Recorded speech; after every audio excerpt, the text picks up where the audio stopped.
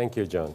Kind words. And thank you for inviting me to give this talk. It's an honor to be here with all of you. Tonight's topic is about Osiris and Quetzalcoatl. The title is Allegories of the Archetypical Journey to Illumination. And I love to talk about Osiris and Quetzalcoatl because I notice most people don't know about it. They don't know how to pronounce it, John? I have my testimonial here. And so if I have a misspelling, that's pretty good, huh?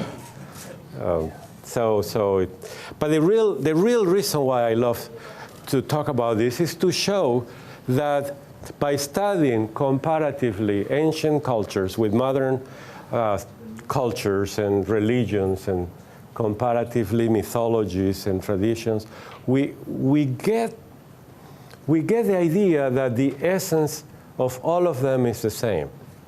And that's what I hope I can provide or share with you. Is, as you can imagine, showing a mythology that is for us now, the ancient Egypt with the life and myth of Osiris, and likewise with ancient Mexico, the myth of Quetzalcoatl, and to show that there is an essential theme going through both. And that theme, if we pay attention, we'll find it in Jesus, in Buddha, and others. It's wonderful. And that's an object of the Theosophical Society. On our second object, we have, it's like a mandate to really study comparatively so we don't get stuck in one of them. So I hope you will love the slides and the topic. I welcome questions during the lecture, even though at the end I want to open up for a good, lively discussion. Because I'm going to threat you. If you don't ask, I'll talk more. and that will be till tomorrow morning, guarantee you. So I hope that you all know the gods Osiris and Quetzalcoatl, right? Anybody that's not ever heard of Osiris or Quetzalcoatl? Anybody? No? You heard of them? You saw the movie?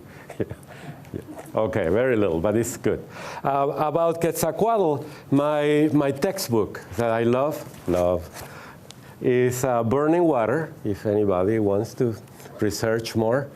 Burning Water, that's the title, but the real title is Thought and Religion in Ancient Mexico.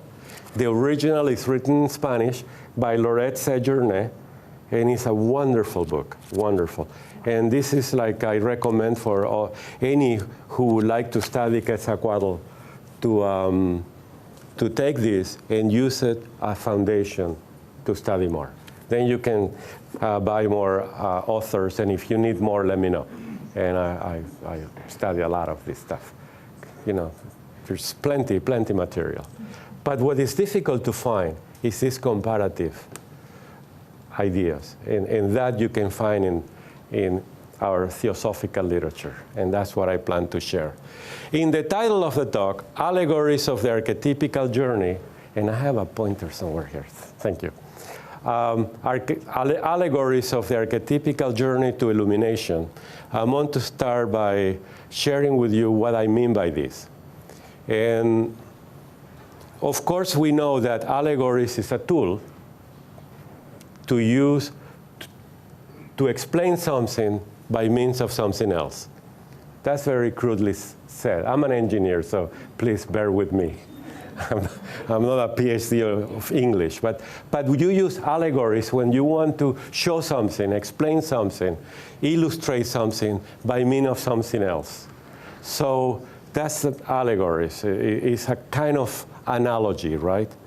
And then I want to use the word archetypical just like Plato used the word ideas, not Jungian, Platonic.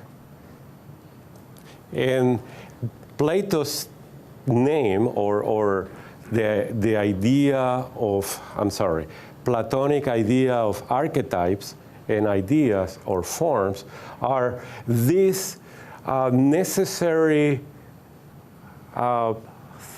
essences or ideas or forms or archetypes for this universe to come into being. The ones that Zeus used to contemplate and form the universe, manifest the universe. Those are the ideas, the Platonic ideas. Therefore, in this context, I'm saying that the life or myth of Quetzalcoatl and Osiris are analogies for something that is necessary in this universe for us to follow. It's our path to follow whether or not we want. For instance, an analogy of that, you need to breathe whether or not you like it. You're going to breathe. So to become a human and to follow some journey to illumination, this is an idea that pre-existed before us. You follow what I'm saying? It's a path set up for us way before we became humans, so to speak. Okay? And that's highly theosophical. So again, what is a journey is a path that we follow. Of course, some people think that there is no path, right? Isn't that true? Some people say there is no path. Those are the pathetics. No, pathless, whatever. Well, pathless. But for me, you know, I feel, and all my studies pointed, that there is a path, and it's archetypical in that sense, it's predestined, and we follow in it. And what's the path for? Illumination. And that is what I'm going to try to show you tonight with the life of Quetzalcoatl and Osiris, that they accomplish that. My hope, again, is as I present these two myths, you can, in your own mind, do more comparisons with others that you like. Like, of course, the two big ones are the life of Gautama Buddha and Jesus the Christ, right? So you can see that. And I hope you enjoy it. Of course, we are in two different countries, civilizations, Egypt and ancient Mexico, ancient Egypt, ancient Mexico. And what's interesting is the essential ideas are the same. How can that be? And that is why I do believe in this theosophical concept that this similarity is not by accident, but by several possibilities. One, because these are pre-existing ideas, any high priest, any initiate, any mystical person who in a state of contemplation can tap into the universe, so to speak, will perceive, apprehend the same journey or the same destiny for all human beings. You follow what I'm saying? Whether you are in India, in Egypt, in my hometown. You know where is my hometown? Where I was born? In Venezuela. Very good. This cuts my accent. Or you are in South America, Central America, in Alaska. If you are a mystic, you can come out with the same idea. Of course, you're going to express it differently.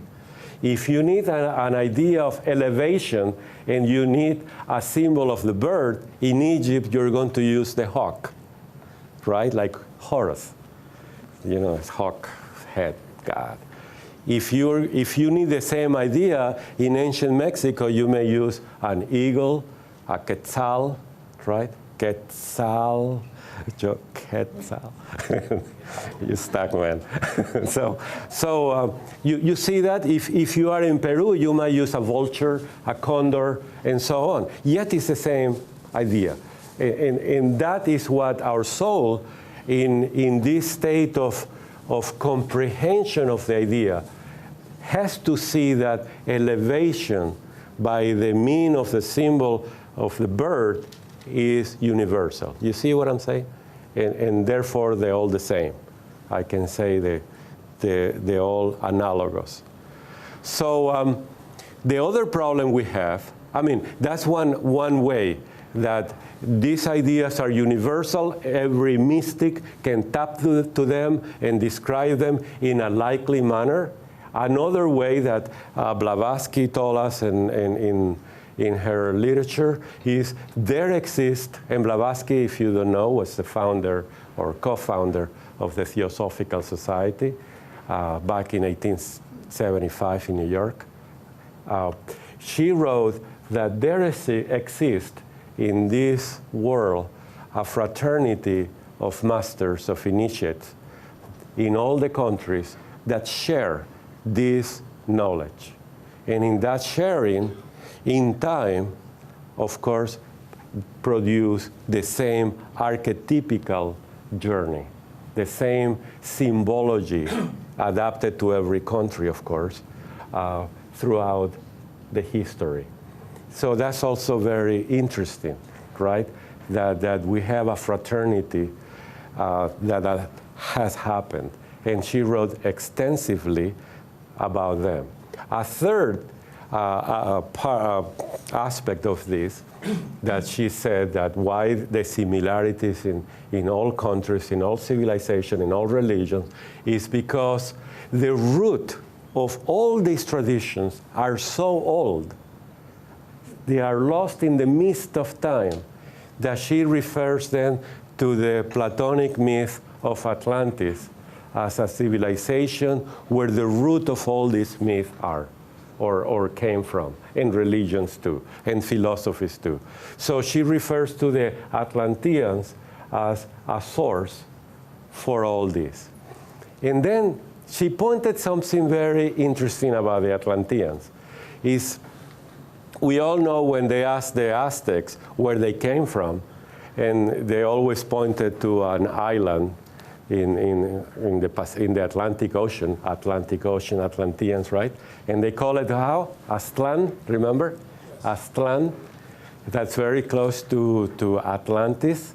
Yet, what Blavatsky said is the answer for all this is in the ATL, Atlantis, and how they use in ancient Mexico the word ATL as a philological connection with Plato and the old Atlanteans. Something I'm not a philologist, but I will love to anybody to follow her lead and to study the movement of that root, ATL, throughout history.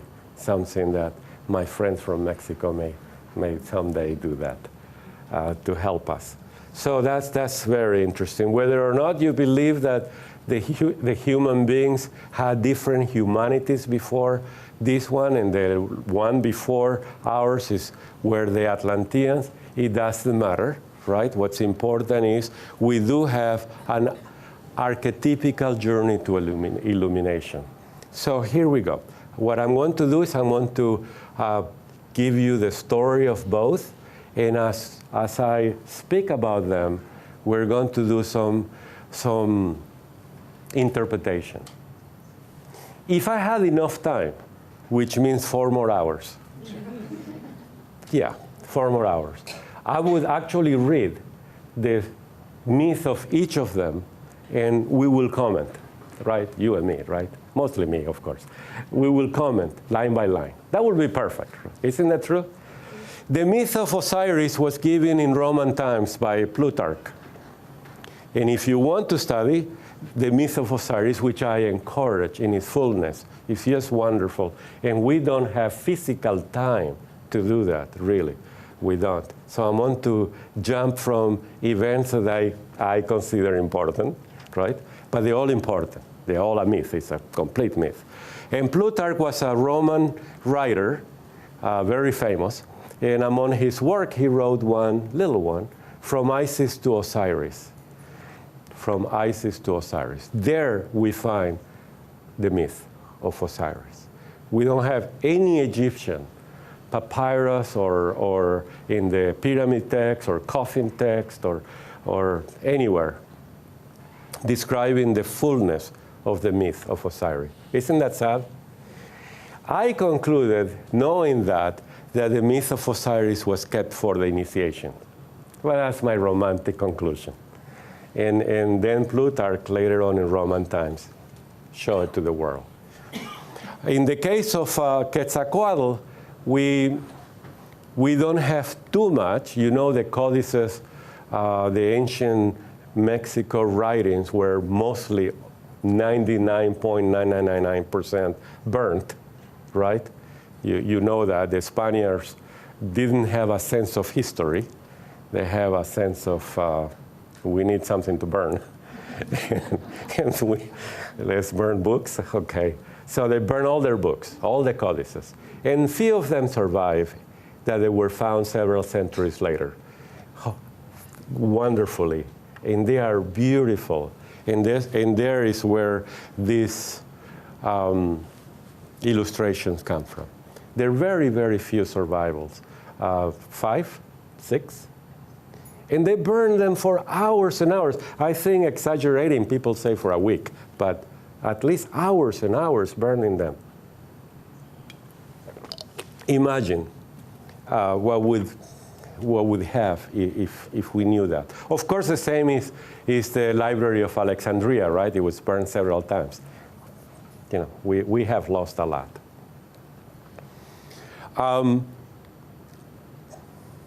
Then let's move. I think it's this one. Yeah, great. So one similarity in all this is that they follow the same pattern. And the pattern basically is that Osiris and Quetzalcoatl were gods at one time. And they also were divine kings at one time. And as divine kings, they were humans, and they went through a journey, an experience. And I call that a drama. So they're all gods, and then all of a sudden they're all divine kings. And then they experience a drama, and that drama entitles death. And then the next step is they go to hell, they go through another drama, and I'm going to tell you the details later, and then come out like divine beings again, like gods. In the case of Osiris, he's going to be the ruler of the underworld. Amenti is called, Amenti. For Osiris, I'm going to use the books of Wallis Budge. They are a little outdated, but if you buy new books, the differences are not that much. Wallis Budge loved to use the word heaven. In new translation, they use the word sky. And they say, oh, Wallis Budge didn't know what he was saying. Well, heaven and sky, you know, what's the difference, right?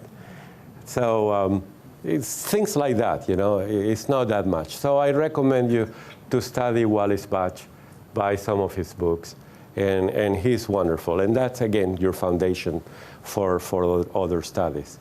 So, and they come out as gods again. In the case of Osiris, he became the king of the underworld, and here you see a photo, an illustration of the Amenti. I have another slide to describe this. And you can see that he's mummified, part of his drama. We're going to study this in a few minutes. And you have the two goddesses, sisters, Isis and Nephthys.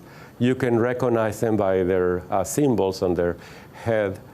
This is the step or the throne, Isis, and a building. You see a little door here and a little window? Well, I invented that. That might not be true. but it looks like a little throne and a temple, right? So Isis and Nephthys, sister, they're twin sisters, and Osiris. And then the 4 children of Horus over a lotus flower, the river of the world. You see, this is a dark river, so that means the beginning, the Nile of heaven, and so on. But this is the Amenti, where the dead will go. And here we have Ani telling Osiris, hey, I want to climb the steps. You see the steps? Isn't it cute? Little steps, huh? So, and here is his title, Osiris, the god of the underworld, or et cetera, et cetera. So, and then in the case of Quetzalcoatl, too, he went through drama, and then he came out to be a god. And the god that he turned out to be is first a planetary spirit by the name of Tlahuizcalpantecutli. You will have a test, by the way. Tlahuizcalpantecutli. John, please, will you? Tlahuizcalpantecutli, which means the Lord of the morning star. Tecutli, Lord, the Lord of the morning star. Beautiful, huh? After all this drama, he came the planet Venus, only to later on become the Milky Way, Mixcoatl. We'll work on that in your accent. But that will be part of the drama. So myth of Osiris, he starts like a god, right? And in this case, his mom, I was going to write all these names there for you, but if you want names, let me know after the lecture. I'm not going to do that. But his mom, Nut, N-U-T, N-U-T, Nut. His father, Geb, G-E-B.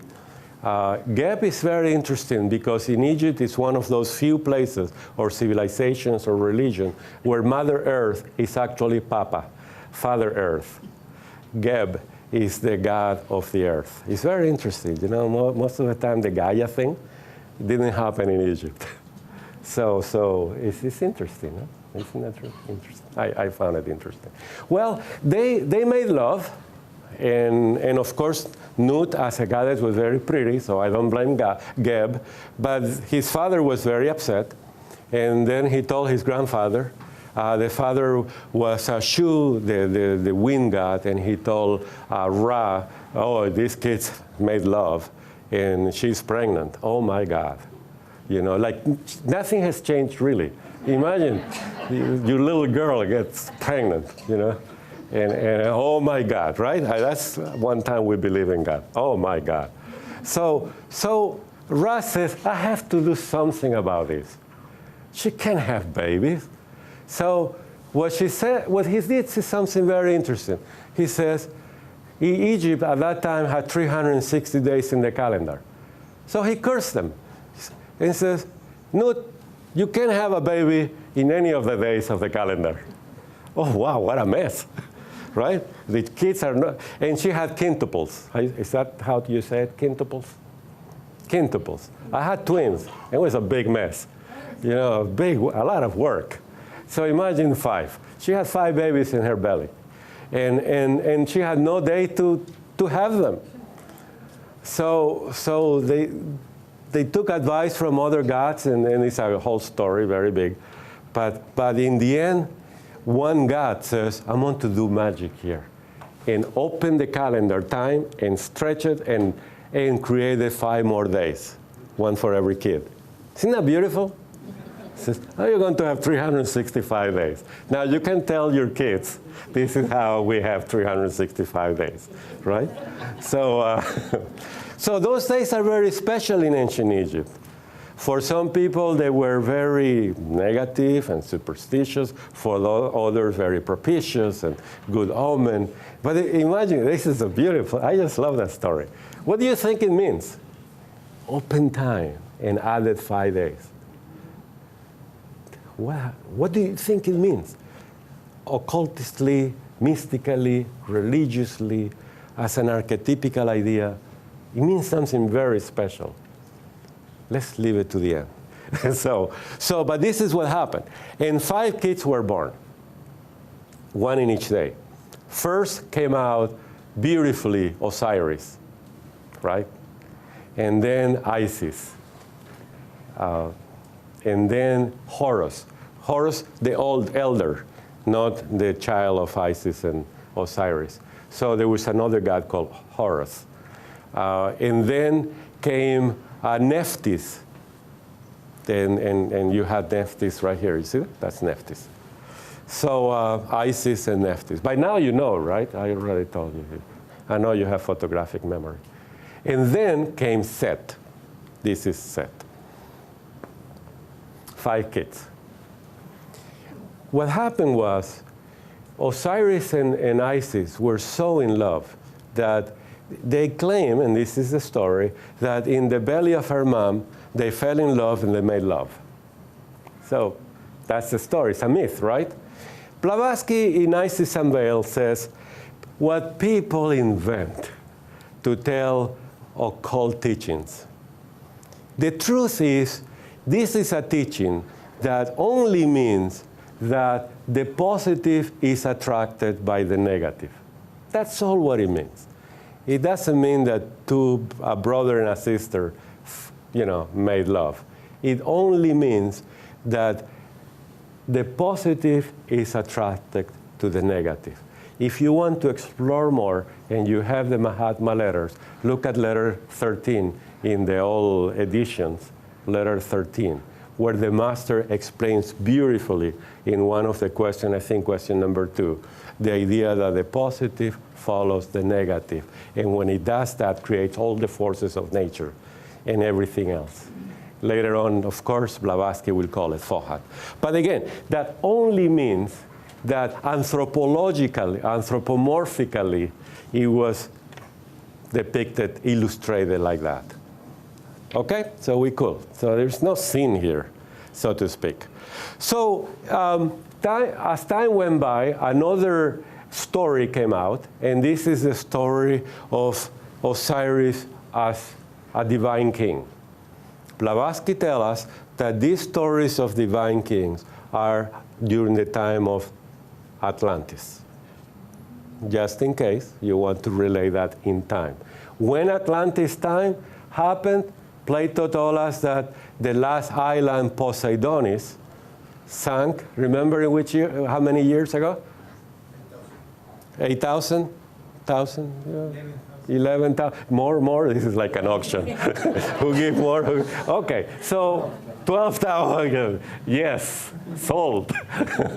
So many thousand years ago. But she said that Atlantis was being sunk, I hope that's the right word, for a period of 400,000 years. And then Poseidonis, the last island, just collapsed in the floor of the ocean, Atlantic Ocean, in front of the columns of Hercules.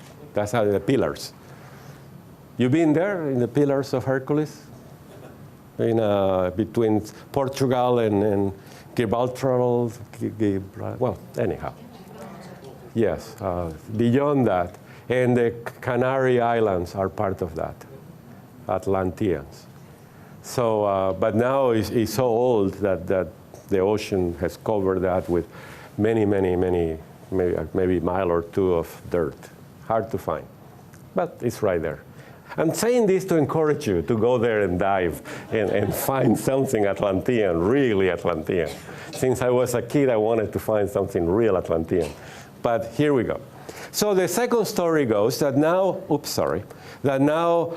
Osiris is a king of ancient Egypt, and the divine kings has one specific job: to help humanity in science, literature, arts, craft, agriculture, husbandry, and so on.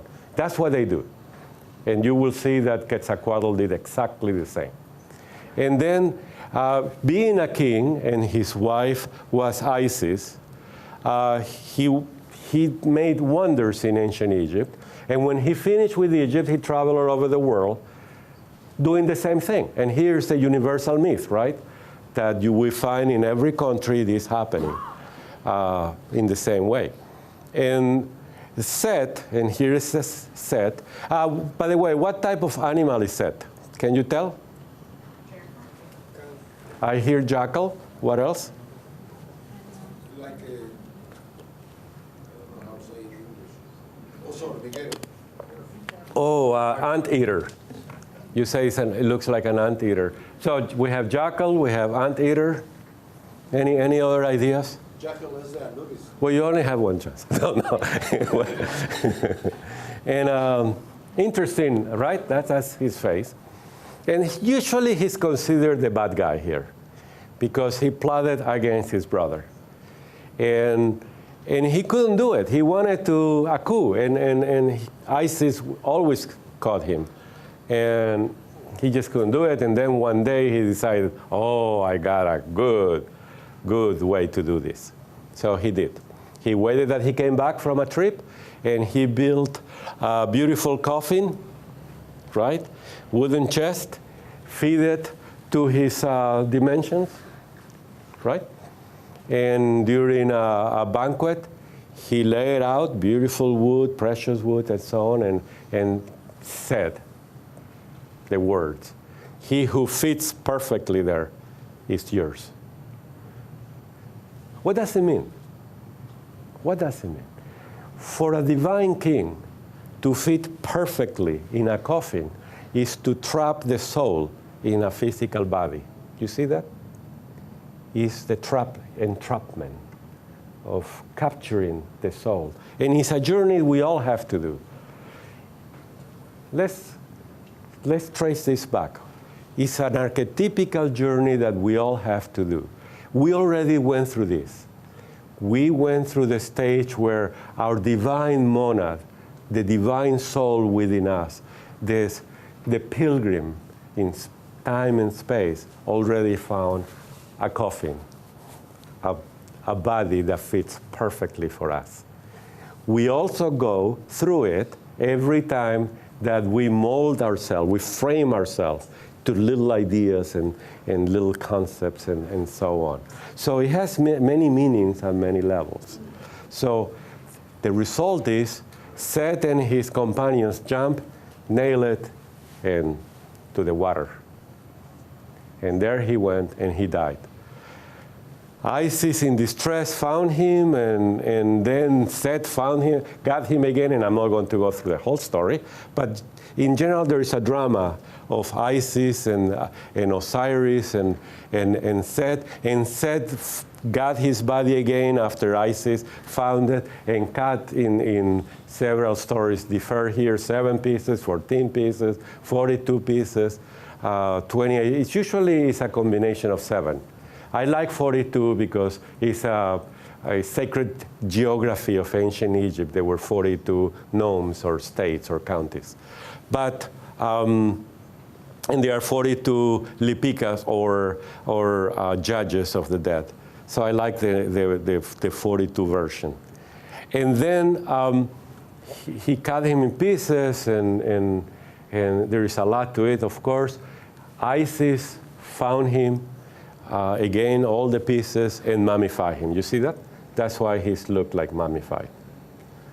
And in the meantime, while she was doing this, he appeared in a dream and told Isis, "You're pregnant, and you'll have a baby who will redeem me." So you will see that Horus now, the Redeemer, the Savior of ancient Egypt, is born. So far, so good? And that Savior is us, all of us, once we find illumination. We set order in our life and in the world. And here we have a photo, an illustration of Isis with young Horus. See that? And it's very similar to Mary and Jesus, and in every culture, it's the same idea. It's Mother Nature with all the potentiality of the universe as the sun, representing the sun. There's many, many, many symbols here. We can talk after the lecture if you want. I'll stay 30, 40 more minutes. And what Isis did is when she mummified Osiris, or put him together with her wings, you see those beautiful wings? She blew the life force into him again, prana, we would say, right? Into his nostril, and there he was. In the meantime, Horus was born, and Set put Set under control, the bad guy, and he became now the king of ancient Egypt, and his father retreated to the underworld to receive all the souls and help everybody. So it's a good myth. I'll give it an A+. It has all the stages that I mentioned. Starts as a divine God, and then divine king, does the right things, goes through the drama, very allegorical, and in the end, he finds illumination, and that's very beautiful. In the Egyptian Book of the Dead, you will find every soul, what they wanted to do is to become one with Osiris. someone who has conquered themselves. So that's a beautiful part of the myth. About Set, usually it's like the bad guy, but it's really not the bad guy. You cannot say it's a bad guy at all, because kings in ancient Egypt, I was going to say pharaohs, but nah, kings in ancient Egypt took the title after him, Seti the first, Seti the second. And they built temples for Osiris, very famous temple in Abydos and so on. So we cannot say it's a bad guy when the king of Egypt takes a title after Set. So you can tell immediately, you see the animal? All the Egyptologists call this mythological creature. How do I call it? Set. Just why to invent something else? I call it Set, I call it Set. So no problem. So it's a mythological creature. I like the idea of the anteater, huh? But it's very doggy looking, very jackal, doggy, and donkey sometimes. He did stupid things too, you know. So, but he's not a bad guy in that sense, even though he's the reason for all the drama. So something to ponder. And on this one, we have then Horus with a hawk head, already understanding with the unity of Osiris in the symbol, in this strange symbol. But it's a symbol of Ankh with the name of the king. So it's a lot of beautiful symbologies there. Here is a heart and all the good stuff in there. But if you want, we can see more after the talk, if you are interested. Then we have, during the ceremony of Osiris being brought to life, which is reenacted in every Egyptian book of the dead, Anubis, which is the son of Set, and Nephthys, the twin sister of Isis, he's the one who magnetically, you will see him in the papyrus, magnetically, he takes the soul and puts them back in the body and revives him with all the functions and so on. And this is this ultimate symbol of Osiris with the column, with the Ankh, with the symbol of the soul, and the sun, the monad, shining above all, and Isis and Nephthys, etc. Thoth, you recognize Thoth. He's the scribe of the god. He also helped in the myth to revive Osiris. And these are more of the same. Ultimately, he retires as the king of Amenti in the underworld, and there he is. One of the characteristics that he has is the dark face, the dark pigments that they use in their painting. That's very interesting, just like Krishna too. He has this dark blue and so on, symbol of nature, universe, the nature at rest and so on. And that's what Amenti means. There is a passage in the Secret Doctrine, here, volume 1, which explains all this, but is extremely esoteric. It says, as in the exoteric interpretation of the Egyptian rites, the soul of every defunct person becomes an Osiris. See that? The rites means that the soul will become like an Osiris. And it was Osiricified, though the Secret Doctrine had always taught that the real Osirification, right, was the lot of every monad only after thousands of cycles of existence. That's the journey, right? So in the present case, the monad, our divine soul, has to perform its septenary gyration. And these are the globes and the rounds and the chains and all the reincarnations that we have to do in all kinds of beings and forms, from elementary to mineral to vegetable, animals and humans and divine beings, from the highest to the lowest, and then again from man to God.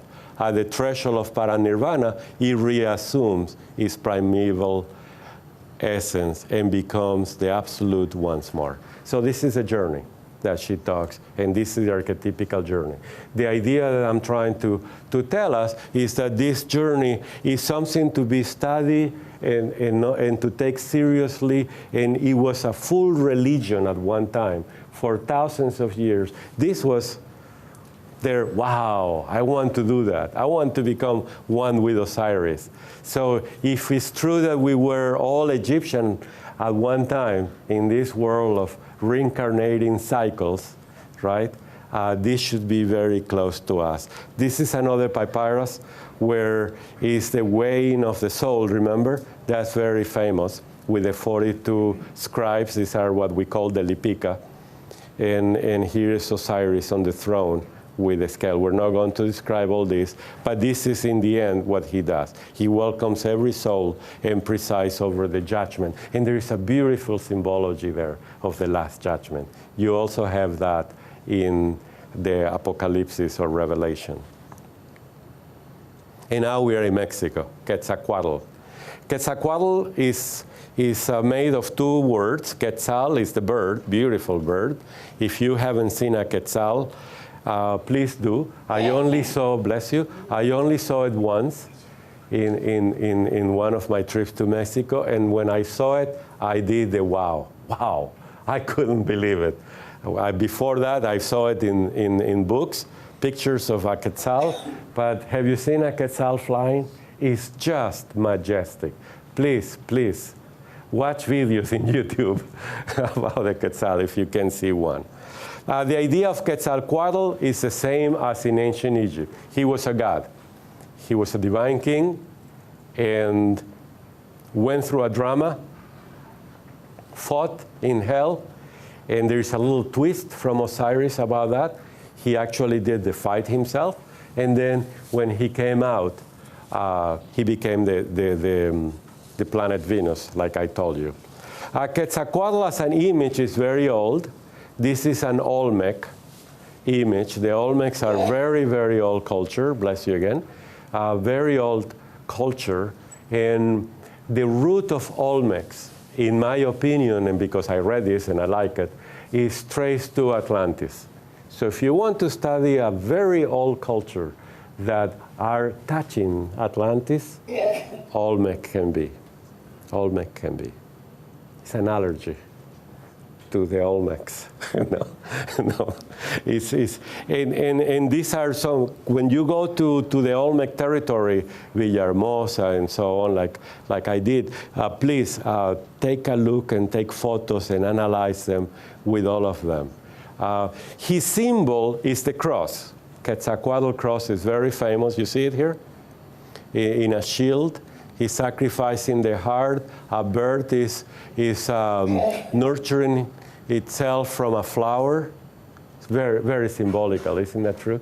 The flower comes from his head chakra, right? And his head chakra is, the headdress is, well, very elaborated. His mask is very interesting too. Here he is as a Ehecatl, the Lord of the Wind. Here is like a dragon with feathers, that's his name.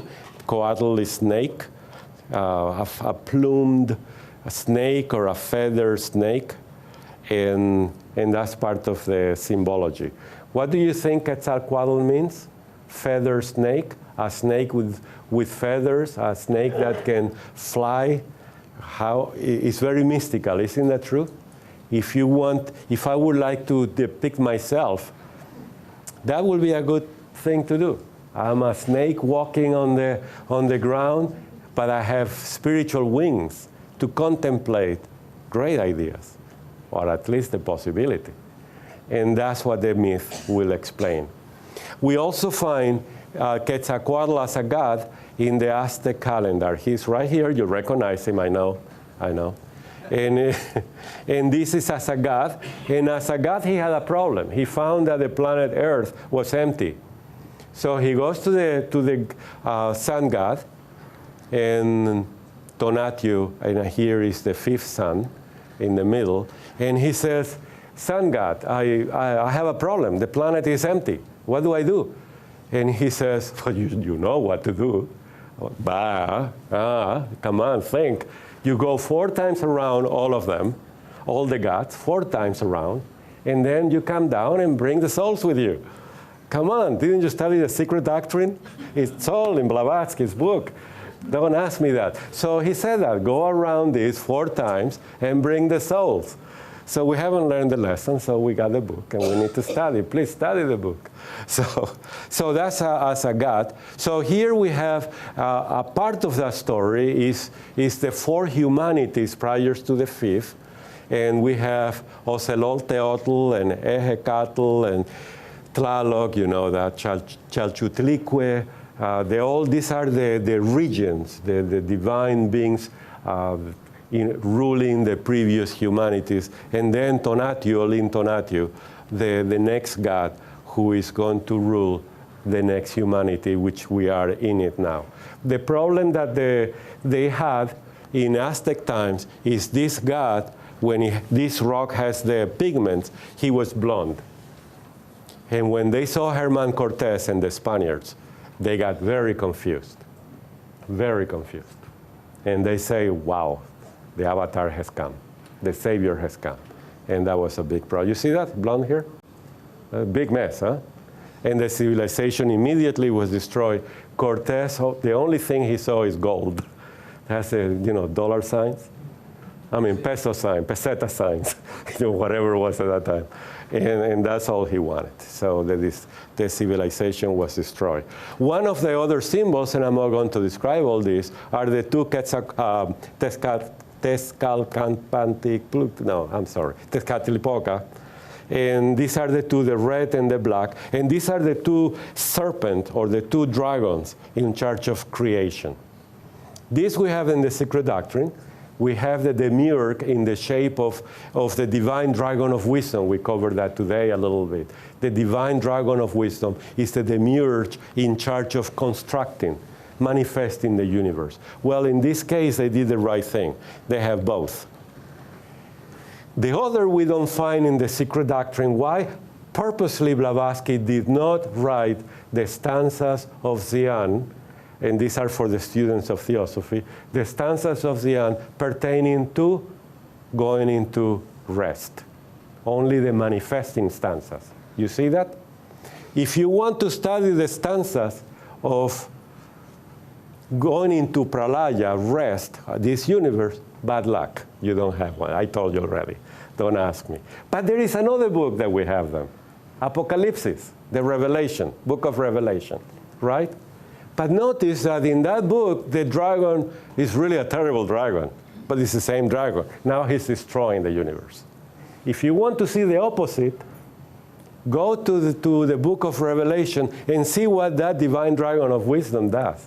And he's now taking 1/3 of this, and with his tail does, and he's following the lady in black and in white robes. And it's just beautiful, but it's the opposite. You see that?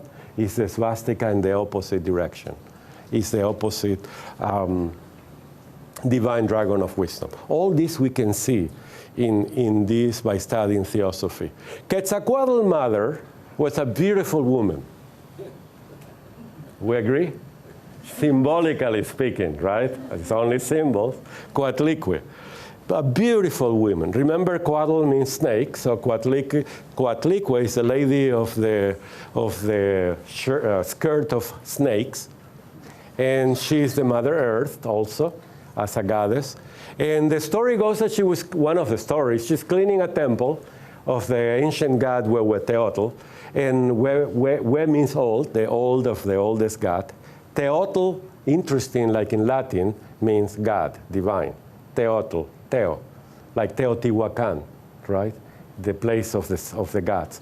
So she's cleaning the temple of Huehueteotl, the old god, and then she sees a white feather coming down. And she says, interesting. Let me take that feather and put it under her dress, and found herself that night she was pregnant, virgin, and a vision that she's going to have a baby and it's going to be the savior of the world. Well, what a copyrighted story. Right? Was that, you know? And so Quetzalcoatl was born. And he became a good king. And he did exactly what Osiris did. An impressive king, and arts and agriculture and science, and a wonderful guy. Tezcatlipoca, that in previous version he was a brother or an elder god and so on. And his name is Tezcatlipoca, the Lord of the Smoking Mirror. This is a mirror. Tezcatlipoca, the Lord of the Smoking, and he has the mirror in a couple places. But the Lord of the Smoking Mirror, what a beautiful name. The Lord of the Smoking Mirror. One day he got Quetzalcoatl tricked and gave him alcohol, liquor. And Quetzalcoatl got a little drunk. So the moral of the story, don't drink while talking to Tezcatlipoca, right? Don't drink, it's bad for you. People do foolish things. So he drank, and Tezcatlipoca said, look at your face. And when Quetzalcoatl saw his human face, which means already nail in the human body, he thought he was a divine being, full of light. And because that's what he saw, splendor. He was illuminated and made one boo, literally. And when he saw his face in the smoking mirror, you know what happened. He said, wow, I'm a human being. This is very bad. This is very bad. I have to help all of them. So first he covered his face with a jade mask. When you like to see that, that jade mask. Very, jade is very beautiful, by the way. Very, great stone. He covered his face, and he was depressed. And then he said, no, I'm going to go gather some wood and go to a river and burn myself in that river. Have you heard this before? Kind of, visually? No. What's interesting is that when Quetzalcoatl burned himself at the riverbank, to go to the underworld to save humanity from all this suffering, he took the shape of a dog. You see the dog? The story says it's a dog. If you don't see a dog, trust me, that's what the story says. Yes, it's a dog. His name was Xolotl, and with an X, Xolotl, and he went to the underworld.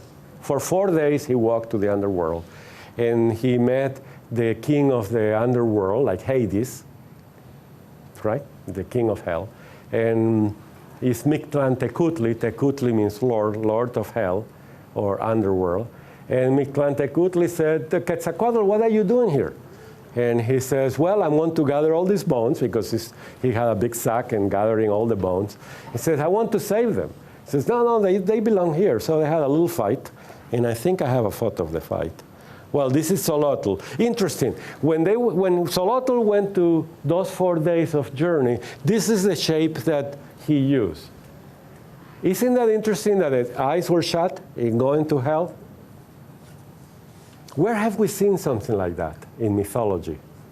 You know anybody who covered his something to see something, not to hear something? The Argonauts, remember? The Sirens song, right? Who was the hero, the Greek hero? Jason. And what did he do? He said, I want to see them. I don't want to hear them. So he waxed his ears, right? And put everybody wax, but he kept his eyes open and tied in a mast. I saw the movie. That I learned everything from movies. What was it? And then he saw it as a hero. He wanted to see the worst of the worst of the worst, or the best of the best of the best, or anything that is out there. Will you do that? Just say yes, because we're all heroes, right? Yeah, that's me, Jason. So to protect himself, I would say, he just shut his eyes. Isn't that interesting? To go to hell, you don't need to see anything. It's very interesting. He also gathered some arrows and the cross of Quetzalcoatl. Remember that his symbol. And then his hands and feet start transforming. We're going to see that transformation later on. There is a hand here on the mouth, also very interesting too. At the same time, when Quetzalcoatl went to the underworld, Tezcatlipoca went to a spiritual revival. Remember, Tezcatlipoca is the Lord of the Smoking Mirror. He went through a spiritual revival, and he transformed himself into two gods. First, he lost his skin, and the god is called Zipetotec, and the skin is just flayed. He's just dropping. And then what came out of that is Xochipilli, the one I revere the most. I love Xochipilli. He's the god who says, I am one with you. You see that? Isn't that incredible? Please go to the Anthropological Museum in Mexico and just see Xochipilli. You will get such a connection, such a longing desire to be one with the whole. This is what Tezcatlipoca, which is an aspect of course, Quetzalcoatl. It's all one story, yeah, right? All anthropomorphized and separated. And then the fight of, sorry about, I wanted to say, okay, Mictlantecutli, the Lord of Death, fighting with Quetzalcoatl. People see in between them a heart pumping. And this is easily to recognize the Lord of Hell, right? All bones, right? And then his wife, beautiful, beautiful wife, Mictlantecutli, the Lady of Hell, and she's the one who swallows you, just in case you taste bad. I don't recommend you to be swallowed, and if you taste good, she may keep you in her belly for a while. So this is her. In ancient Egypt, there is an animal, a myth, who is the devourer of the soul, that if you are not holy enough to be one with Osiris, he will eat you. And so it's equivalent to Mictlantecutli. Once he won that battle and he's revived all the human beings and a new race was born, he became Tlaxcuilcalpantecutli, or the Lord of the Morning Star. Very beautiful story. And of course, they worship that morning star.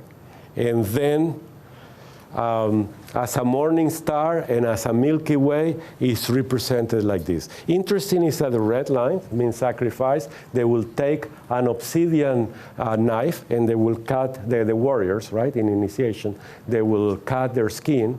And look at the difference between the Anchohan, a planetary spirit, of lower nature, only his lower part was sacrificed. You see that?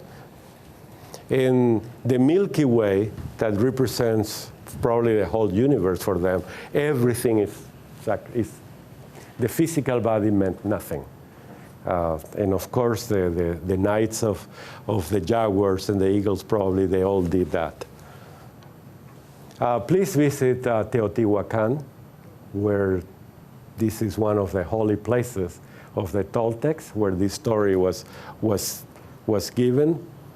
In Teotihuacan, the pyramid of the sun has 365 steps. I recommend you to climb them. I was young when I went there. I climbed them, and I said, I have to count. I read this many, many times. So I decided I need to count. About the 80, I got so worn out that I said, why do I need to count? I read it so many times. It must be true. Why to count it? And the steps are so difficult to climb all it. By then my holy quest was totally, survival. Get up here as soon as I can in a life. So I lost interest in counting. So I cannot tell you as a personal testimony that it's 365. But I've read many books that it says some people really did that. The temple of Quetzalcoatl is around here. What's important is this picture, not mine. This picture was taken from the temple of the moon, sun and moon. But what I want to recommend you And the reason why I want you, if you like this story, to read this book is because she actually, Lorette Sejourné, went to the temple of Quetzalcoatl, and you go there and you look for the temple of Quetzalcoatl, where the initiations took place. Well, the Calmecac was there, where all these young fellows were initiated in the highest mystery, which is the myth of Quetzalcoatl. Isn't that beautiful? You see the wall paintings with Quetzalcoatl. Papalotl is a butterfly. So Quetzal is the bird. Imagine you go from a snake to an eagle to this beautiful Quetzal to a beautiful butterfly, and you find one with the main god. Their main god was called Ometecutli, the Lord of Ome, the Lord of duality. It's a beautiful god, Ometecutli. I wish I had much more time to go into more details. I just want to give you a little taste of what it is to study something strange, yet it sounds so familiar. The various elements of it sounds very familiar, and they will resonate. I want to show you very quick, sorry about this, the devourer of the soul, oops, right here. And this is the fellow, Amit, A-M-M-T, that if your heart doesn't weigh as much of the feather, well, you're in trouble. You will not be able to be one with Osiris, and the only way out of it is, or you go to Amenti, right, and take the eternal journey, or he will eat you, he will digest you, and you will be dropped later as a dropping to start again as a baby in your next life. So the choice is ours. Do we want to become again a divine king and work for humanity at our own will, or we want to be in the belly of Mictlantecuhtli or Amit and keep coming back and forth, back and forth. And as Plato ends his Republic, he says, and in this journey of 1,000 years, only wisdom can save you from these endless cycles of coming back. And every time you're born, I guarantee you're going to cry. Because you say, oh, God, I fail again. And that is the inner God that we fail to illuminate. Find that illumination within. Thank you so much. Please forgive my bad expression.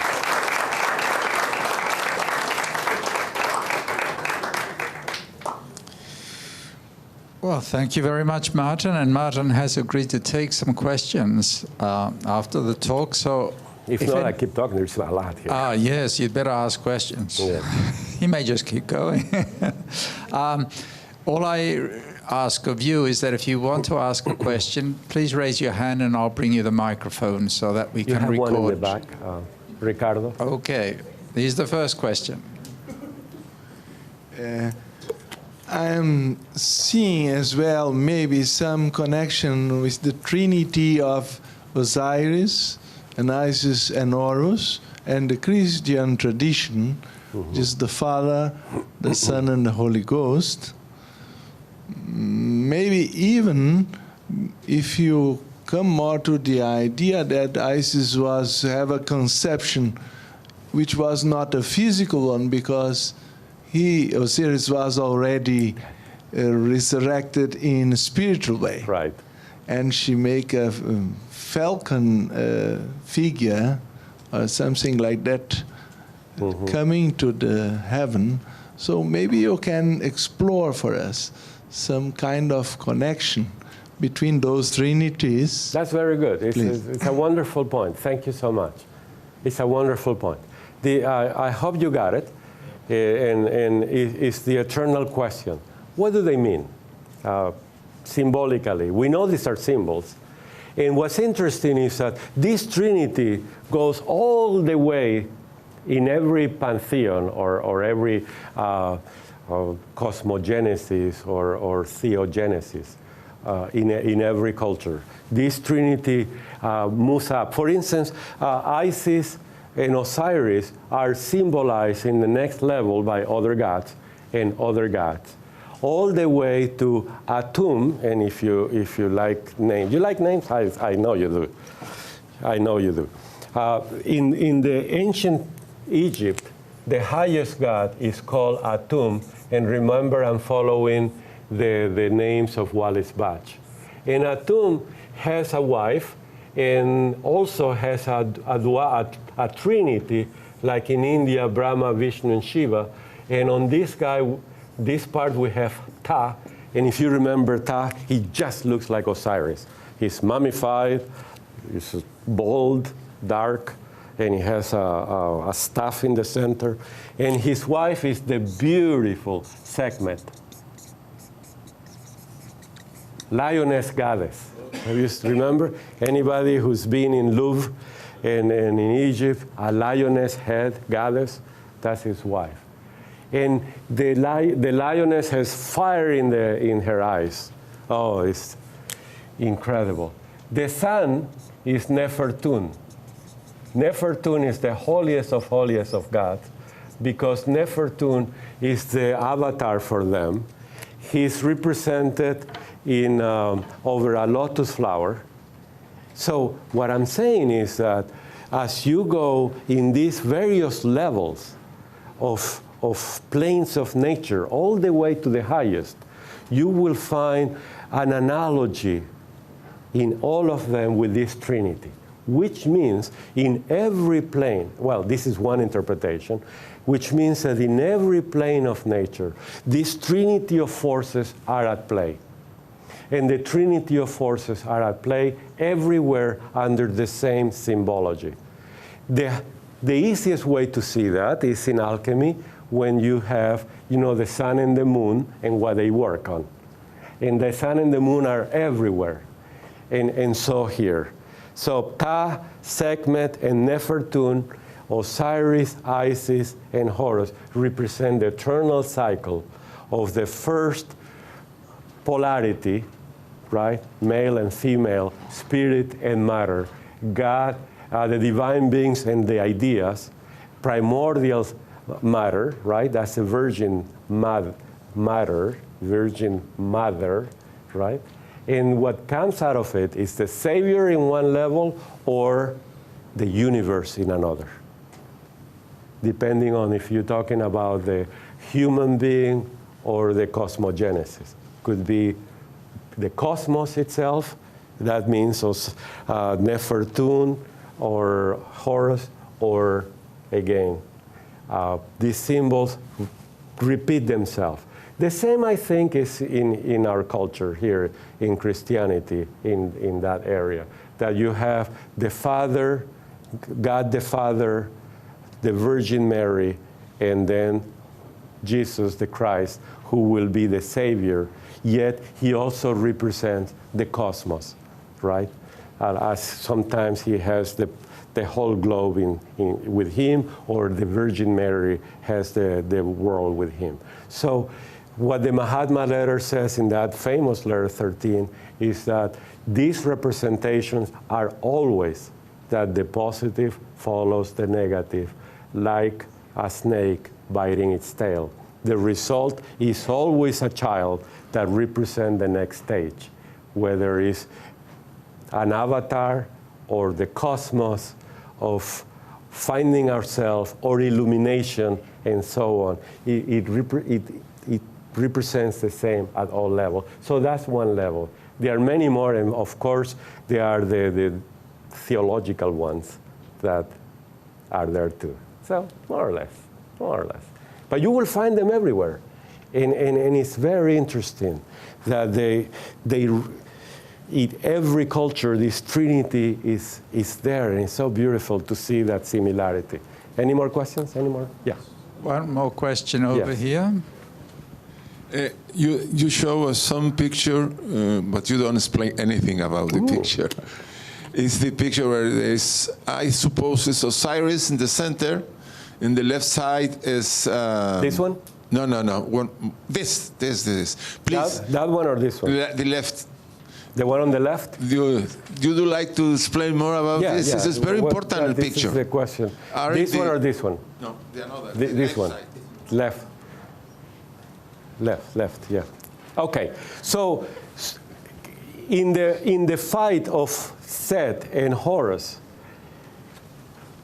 and you will notice also that in these divine beings fighting, nobody dies.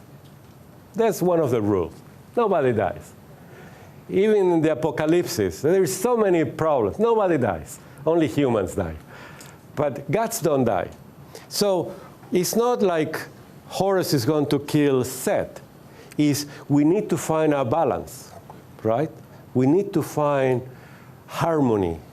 After all, what is this harmony but a search for harmony?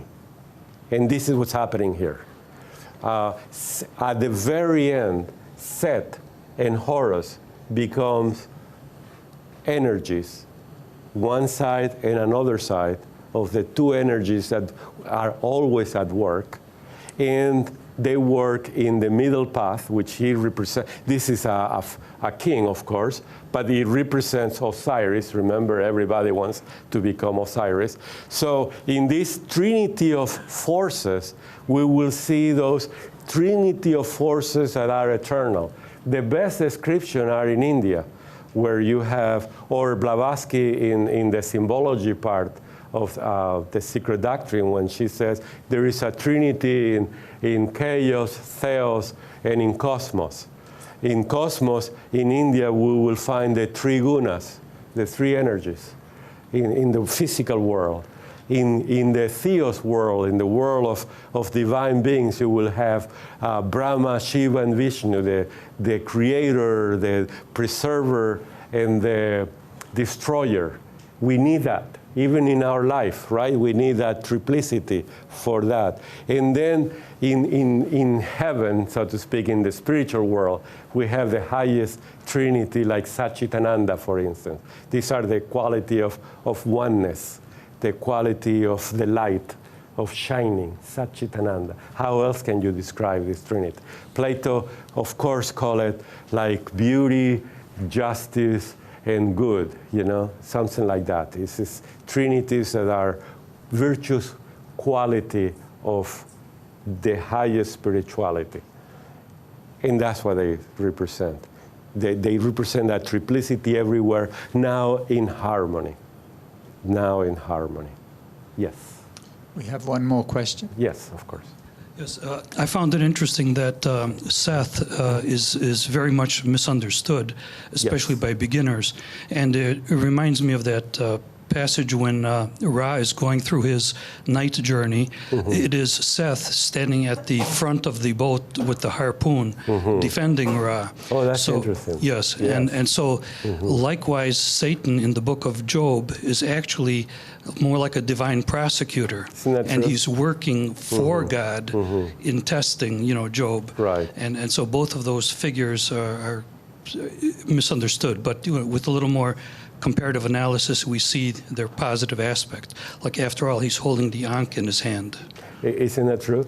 Yeah. And that's why I like people to compare. And that's, of course, that Blavatsky said. Compare, compare, compare. What's the method? Compare. Start where? She said, exoteric test. This is what you have, religion. You have these books that everybody knows. So start there, right? And then compare. That's why I said that gods don't die in these stories. Even when Kronos ate all his sons, they don't die, right? They just, transform themselves.